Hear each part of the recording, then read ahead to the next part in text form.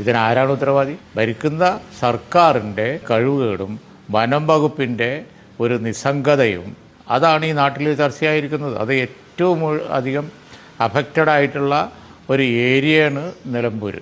ഏതങ്ങാടിയിലും ആന ഇറങ്ങാം, പുലി ഇറങ്ങാം എന്ന കാര്യം നിലനിൽക്കുന്ന ഒരു നാട്ടിൽ ഉപതെരഞ്ഞെടുപ്പ് നടക്കുന്നു എന്നുള്ളതുകൊണ്ട് മന്ത്രി ഇത് ഗൂഢാലോചനയാണ്, അവിടെ പ്രകടനം നടന്നത്. അത് അപ്പോഴേക്കും ഒരു മലപ്പുറം വന്നു. മലപ്പുറത്ത് എങ്ങനെയാണ് പ്രകടനം? തൊട്ടാ മലപ്പുറം. മലപ്പുറത്ത് എവിടെ സമരമൊന്നും ഉണ്ടായിട്ടില്ലല്ലോ. ഈ തൊട്ടാ മലപ്പുറം പറയുന്നത് അവരൊരു സ്വഭാവമാണ്. ലോകത്ത് എന്ത് നടന്നാലും ഒരു മലപ്പുറം കൂട്ടിച്ചേർത്ത് പറഞ്ഞതിന് എവിടുന്നാണ് ഈ വിവരങ്ങളൊക്കെ അവർക്ക് കിട്ടുന്നതെന്ന് അറിഞ്ഞൂടാ.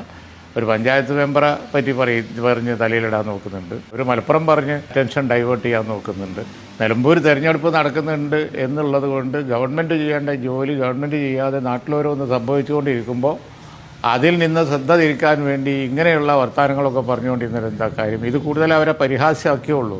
ഇനിയിപ്പോൾ ഈ പറഞ്ഞ പോയ നായാട്ടുകാർ വൈദ്യുതി ലൈൻ ഇട്ട് കെണി വെച്ച് മൃഗങ്ങളെ പിടിക്കാൻ നോക്കിയത് ആണ് എന്നുണ്ടെങ്കിൽ അത് ഈ നാട്ടിൽ നടക്കാൻ പാടില്ലല്ലോ. അത് ഈ നാട്ടിൽ നടക്കുക എന്ന് പറഞ്ഞാൽ അതിൻ്റെ ഉത്തരവാദിത്തം ആർക്കാ? വനം വകുപ്പിനും വൈദ്യുതി വകുപ്പിനും മൊത്തത്തിൽ ഗവൺമെൻറ്റിന് തന്നെയാണ്.